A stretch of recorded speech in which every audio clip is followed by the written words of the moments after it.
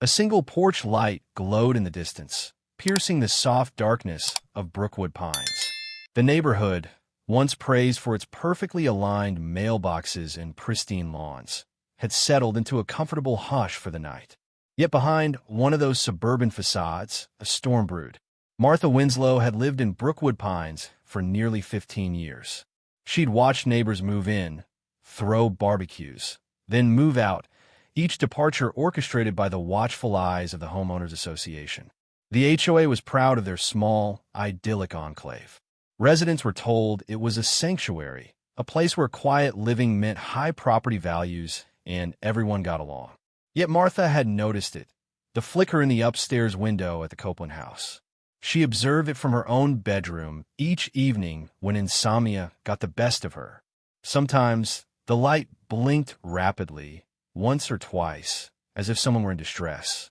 It felt like a silent signal, the kind of reflex in a battered soul. Martha wasn't entirely sure if it was a cry for help, or if she was simply letting her late-night imagination run wild. But that night, the light blinked in a frantic pattern that caused Martha's heart to thud. She flipped off her bedroom light to get a clearer view, pressing her face to the glass. Her mind replayed events from the previous week. At the monthly HOA meeting, a fresh topic of conversation had been introduced by the association's leading voice, Mr. Ronald Finch, an older man who had been the board president for as long as anyone remembered. He reminded everyone that excessive noise, including loud arguments, could warrant a citation. Repeat offenders will be dealt with accordingly. Many nodded in agreement, wanting to preserve that prized tranquility. But beneath the veneer of compliance, Martha suspected there was more behind these statements. She'd heard rumors. She heard the arguments, muffled, yet thick with desperation, coming from the Copeland home.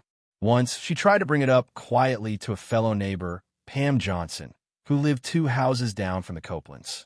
Pam stiffened, eyes darting around as if the shrubs and lawn ornaments themselves might be informants for the HOA. "Don't get involved," Pam whispered, collecting her mail at the curb. Finch has eyes everywhere. And the Copelands, well, people say there's trouble, but it's none of our business. That none of our business refrain unsettled Martha more than the noise itself. For a moment, she thought about calling the police, but fear of stepping out of line, a fear the HOA had subtly cultivated, paralyzed her. She was a widow in her 60s, living alone. She couldn't afford to get fined or be ostracized. The board had power.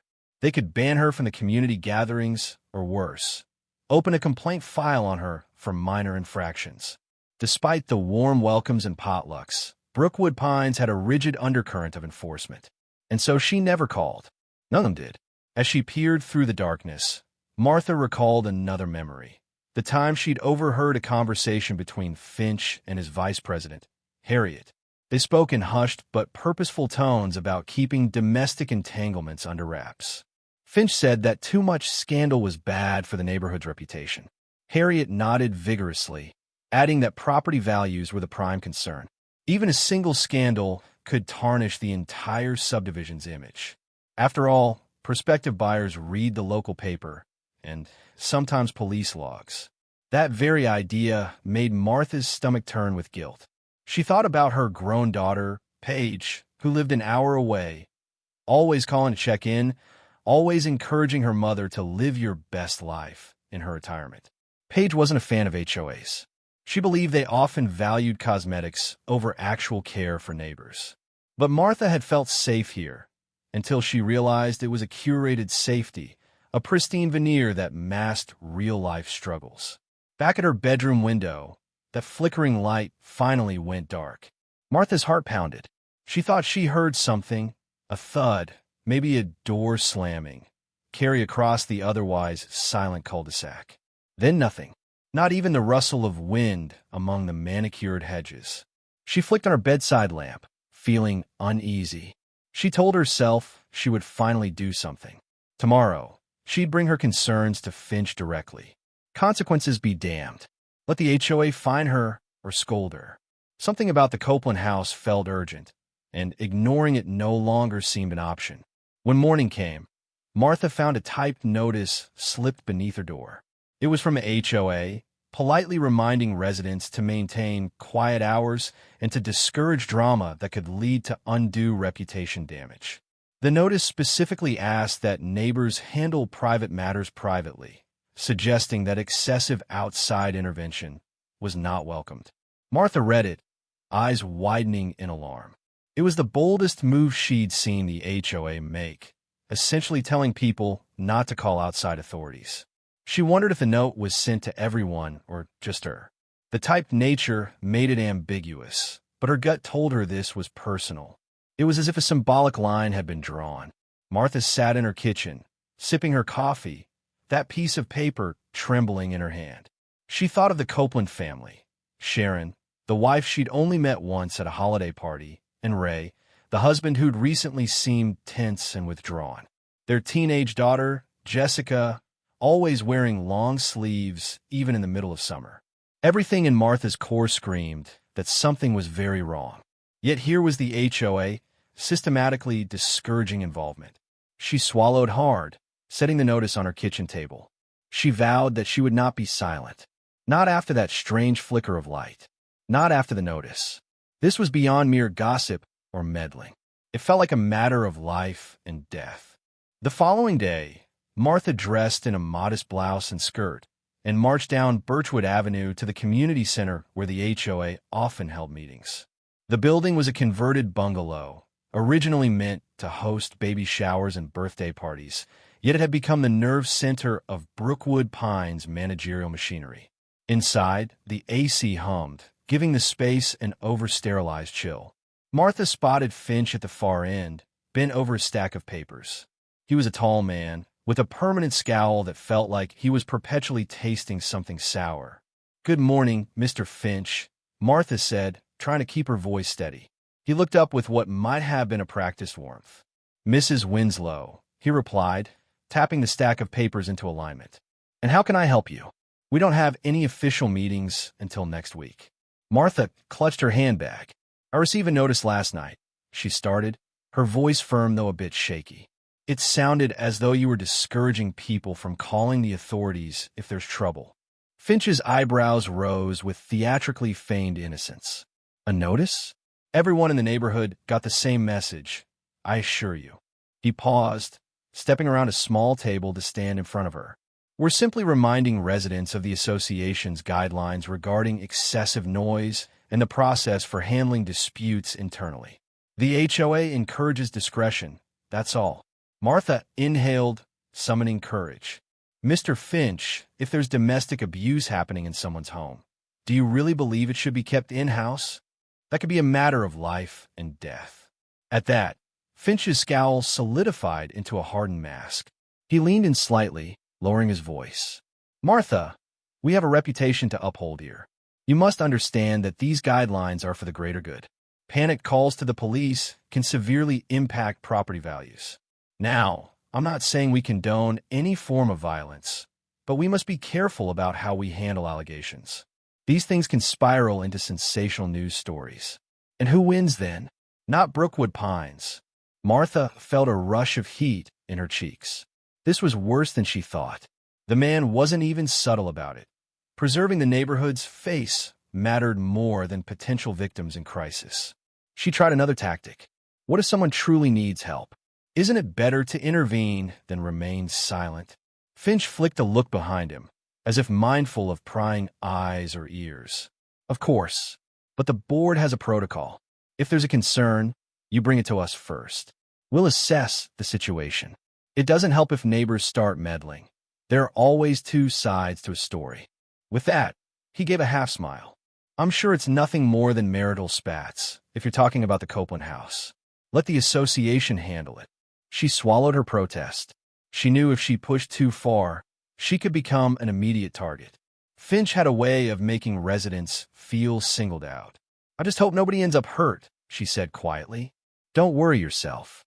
Finch patted her on the shoulder, in a way that felt more patronizing than comforting. "We have everything under control." As Martha turned to leave, a door at the back of the bungalow opened, and Harriet stepped out. Her eyes flitted over to Martha, then quickly away. The two women exchanged polite nods, but Harriet's face held a hint of unease. Martha could only imagine what Finch told his fellow board members about residents who didn't toe the line. Stepping back into the summer warmth, Martha felt a stone of dread settle in her stomach. She suspected Finch had no intention of handling the matter other than burying it. Over the next few days, she tried to casually check in on Sharon Copeland, even stopping by with a plate of brownies. Jessica answered the door, an anxious look in her eyes. She said Sharon was resting. Ray loomed behind his daughter in the hallway, arms crossed. "We don't need any brownies," he said, voice flat. Jessica took the plate anyway, muttering a polite "thank you" before closing the door. Even that brief glimpse unsettled Martha. Jessica's wide eyes seemed to plead for rescue in a silent moment before the door separated them. Later that evening, Martha sat in her living room, lights low, rethinking her strategy. She could contact the local police station anonymously, but in a small town like theirs, anonymity was never guaranteed. The HOA had a well-connected circle. Everyone seemed to be a friend or in-law of someone else, and eventually, word would get back to Finch. She'd seen how they had dealt with a neighbor who'd once complained openly about excessive speeders near the playground. The poor man was lambasted in the next community newsletter, singled out as someone causing friction with other residents. Within months, he'd sold his house and moved away. But this was more than a petty dispute over speed limits. In bed that night, Martha recalled an even earlier memory, a brief conversation at a holiday party months ago. Sharon Copeland, dressed in a turtleneck despite the mild weather, had awkwardly deflected compliments about her outfit. Martha noticed bruises on Sharon's wrist when she reached for a glass of punch, quickly yanking her sleeve down. Something inside Martha had lurched, but the forced cheeriness of the holiday gathering kept her from pursuing it. Now she wished she had. Martha decided on a middle route. She would go to Harriet, who had always shown a shred of empathy. Harriet might be more open to reason, less devoted to the letter of the HOA's law than Finch. Maybe Harriet could help bring the Copeland situation into the light in a way that forced actual intervention. Before drifting off to a fretful sleep, Martha prayed that her instincts were wrong, that perhaps the flickering light, the bruises, and the arguments were all leading nowhere. But her gut told her otherwise, reminded her of that typed notice, the heavy-handed way Finch insisted on silence. Something was deeply amiss, and if no one spoke up, she feared the worst. Martha arranged a lunch meeting with Harriet at the small cafe just outside the neighborhood gates. Harriet arrived, looking frazzled, as if she'd barely slept. "Thank you for coming," Martha began once they were seated at a corner table, shielded from the main bustle. "I know this might be out of the blue, but I need to talk to you about the Copelands." Harriet glanced down at the menu, trying to maintain a casual front. "What about them?" she said softly, not meeting Martha's gaze. "I think there's something serious going on. Domestic trouble," Martha said, keeping her voice low. "I'm worried about Sharon. Her daughter, too." Harriet let out a quiet sigh, pressing her lips together. "Finch made it very clear we're supposed to handle all situations internally. He doesn't want police in the neighborhood." "That's part of the problem," Martha responded, exasperation creeping in. "The HOA can't override the law. If someone's being hurt, we can't just sweep it under the rug. How many times has Sharon come to those meetings with a new bruise? Or not come at all because she's not feeling well? Harriet, this is real." Harriet fiddled with her spoon. "You're not the first to have concerns. But Finch he's persuasive. He says we're not to jump to conclusions, that it could be stress, it could be anything. And we can't jeopardize the smooth running of Brookwood Pines." She paused, her eyes flickering up to meet Martha's. "I hate how it sounds, but the board is under pressure to keep everything tidy." Martha shook her head. Since when did tidy become more important than someone's life? What if Ray is truly hurting them? What if it ends worse than we imagine? Harriet's expression wavered, and Martha sensed a glimmer of guilt. "The HOA is Finch's domain," Harriet said in a hushed tone. "He has clout. He's threatened board members with removal if they cause a stir. And if we're removed, he'll replace us with more loyal supporters. Nobody wants that. We all have families, or in my case, a mortgage that depends on the nice deals Finch can secure for us. It's not easy to just stand up to him. Despite her frustration, Martha nodded in empathy. She understood Harriet felt trapped. Still, the thought of someone turning a blind eye because of intimidation sent a cold shiver through her. When their orders arrived, the conversation lulled to a delicate pause. Martha worked up her courage. "We need to do something," she said, leaning forward. "Maybe if multiple people speak up, Finch won't be able to suppress it." A pained look crossed Harriet's face. "I wish that were true, but you don't know Finch like I do. He's connected politically. He's got ties to the mayor's office. If we try to raise a fuss, he'll find a way to discredit us or push us out of Brookwood Pines altogether." Silence followed. The cafe hummed with distant chatter of other patrons, oblivious to the tension at the corner table. Martha could feel the weight of Harriet's resignation, the sense of a small fish in a shark tank. But Martha also sensed that Harriet was more shaken than she let on. Perhaps there was a line Harriet herself was not willing to cross. And if the Copeland situation escalated, Harriet might not be able to stomach the repercussions. "Please," Martha said gently, if you see anything that suggests they're in immediate danger, don't ignore it. Call me, or better yet, call the police." Harriet nodded hesitantly. "I'll do what I can." They parted ways with a subdued understanding. Martha left feeling slightly encouraged, at least that Harriet acknowledged the seriousness. But she also recognized Harriet's fear. If Finch was the king of Brookwood Pines, Harriet was one of his pawns, struggling to find the moral courage to challenge him. Back in her home, Martha picked up the phone and dialed her daughter, Paige. She needed to talk to someone who wouldn't dance around the issue. But the phone rang to voicemail. She left a short message, saying she just wanted to check in. She considered telling Paige everything, but decided she'd do it in person. She didn't want to leave a recorded message with details that could come back to haunt her. That night, Martha's anxiety mounted. She brewed chamomile tea and settled into her armchair, flipping the TV to a light-hearted sitcom for distraction. The laughter track did little to soothe her. Her mind replayed Harriet's words. How Finch had power, how the board was complicit. She wondered how she had missed these red flags for so long, content in her own life, while an undercurrent of intimidation and control swirled around them all. Around 11, she heard a commotion outside. Stepping onto her front porch, she noticed blue and red flashes bouncing off the houses at the far end of the block. Sirens, police, or perhaps an ambulance. Her heart thundered. She hurried down the sidewalk, passing darkened houses whose residents either slept or pretended not to notice. As she approached, she realized the lights were parked near the Copeland home. She slowed, dread gripping her. An ambulance was stationed out front, its rear doors open. Two paramedics wheeled a stretcher up the driveway. Ray Copeland stood on the lawn, waving them inside with anxious gestures. He wore a frantic expression. Behind him, Jessica clutched her arms around herself, trembling. Martha's heart raced. She wanted to run over, but fear paralyzed her.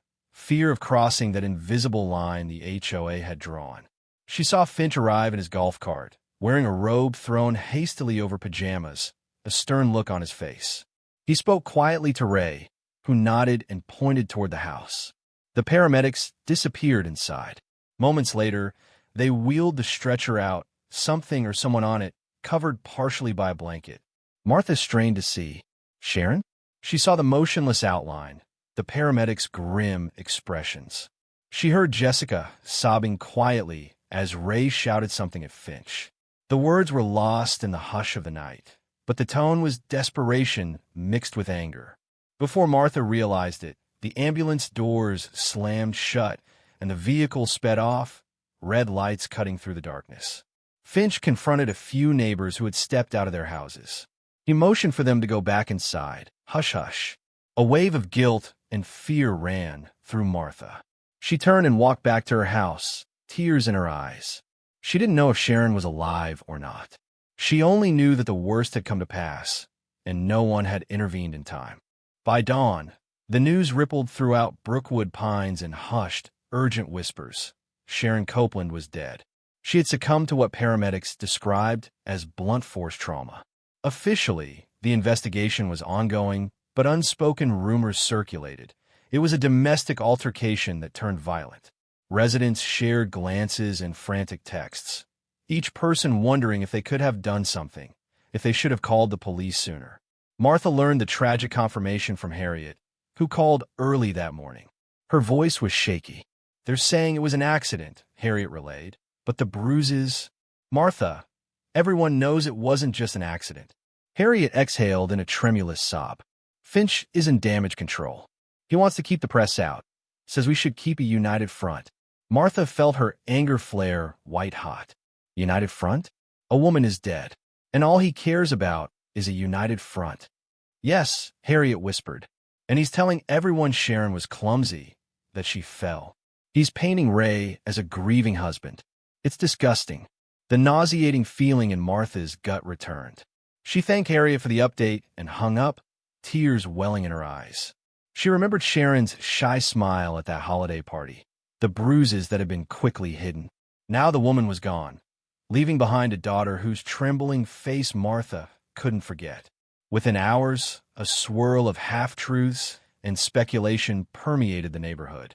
Finch scheduled an emergency community meeting that very evening, telling everyone to attend. Martha arrived at the community center to find it packed with grim-faced residents. The hush over the crowd made the usual pleasantries impossible. The air felt thick with guilt, fear, and a simmering resentment.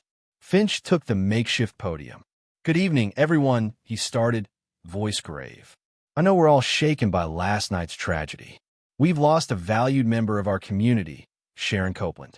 We extend our deepest sympathies to her family." Martha stood in the crowd, arms folded, sensing the calculated veneer in Finch's tone. He continued, "I've spoken with the authorities, and, at this point, they're saying it appears to have been a fatal household accident. We should allow them to do their jobs. Meanwhile, I urge you all to refrain from engaging with the media or posting speculation on social media. Let's protect the Copeland family's privacy and keep the good name of Brookwood Pines intact." A ripple of discomfort spread through the room. Martha could see a few people nodding in agreement, but most looked uneasy. A hand shot up. Pam Johnson, the neighbor who had once told Martha to keep quiet. She spoke timidly. "What about Sharon? Didn't some people suspect Ray might have been hurting her?" Finch's gaze narrowed in on her. "That's speculation, Ms. Johnson, and extremely unfair to the grieving husband. Let's not add to his pain with rumors." Martha felt her nails digging into her palms. She glanced around, searching for Harriet. She saw Harriet by the side, wringing her hands. Another voice broke through, an older man near the back. "Shouldn't we have done something if it wasn't an accident?" Finch shot him a stern look. "Are you suggesting this community is somehow responsible? That's a very serious allegation. The Copeland household was a private matter." He scanned the room. "We are a supportive, tight-knit neighborhood. Let's not allow one tragedy to split us with baseless accusations." Martha couldn't take it anymore. She stepped forward, projecting her voice. "I think we all know that we were dissuaded from reporting trouble.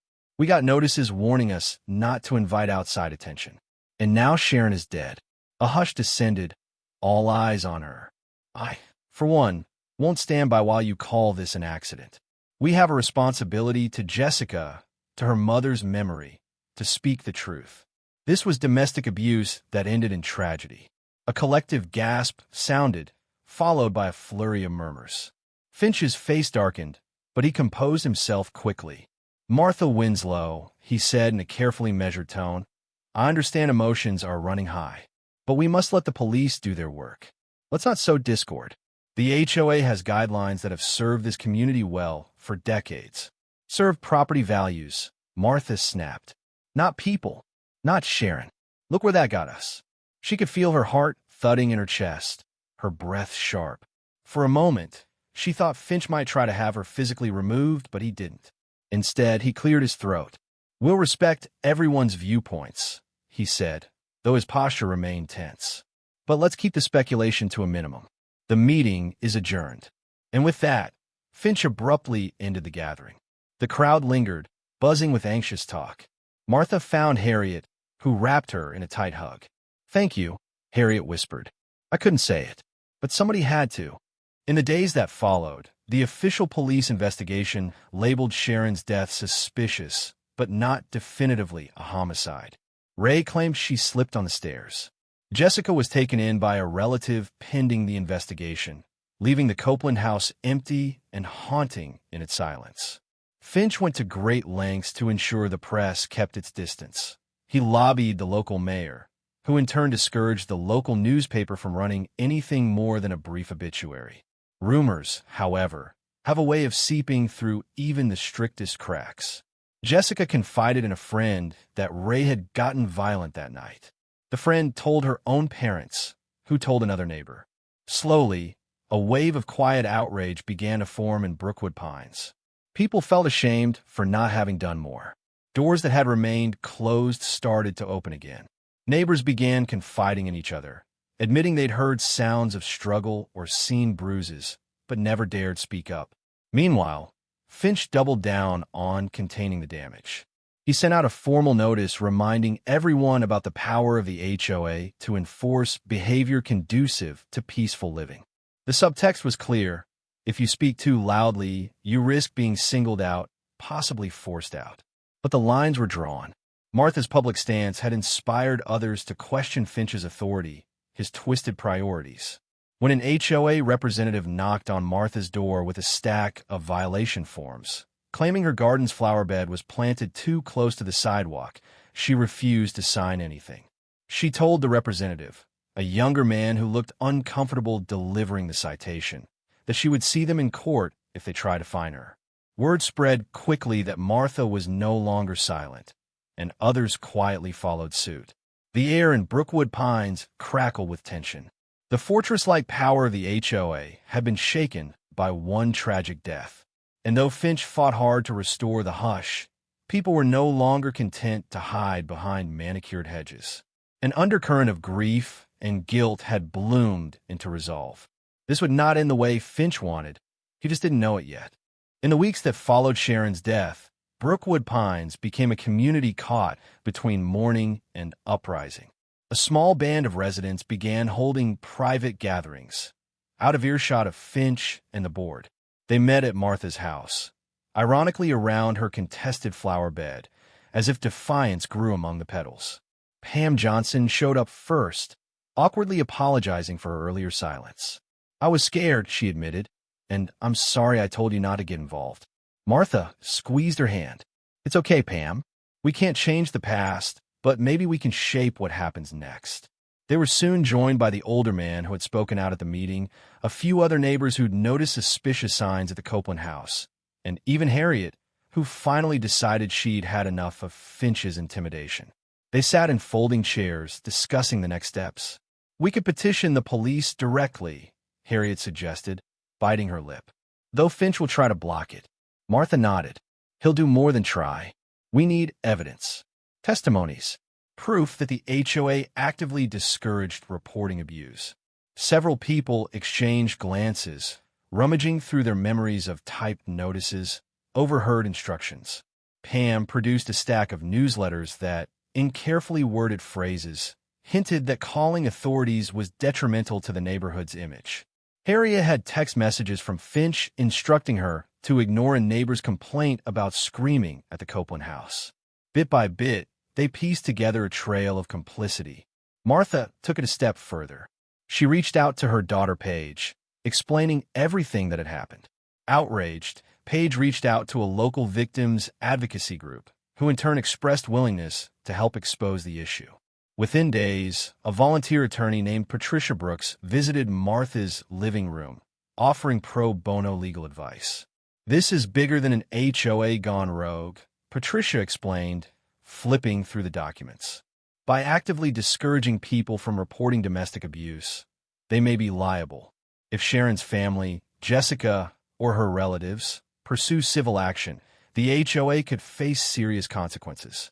Patricia outlined how they might file a class action style complaint, or at least gather statements to bring to local law enforcement. The key is showing a pattern of discouragement. We need witnesses who will speak to Finch's direct orders. Harriet paled at the idea, but she squared her shoulders. I'll do it, she said quietly. "I was there. I heard him threaten us. I heard him call it tidy living." Others in the group nodded in solemn agreement. As the plan took shape, news trickled out into the broader town.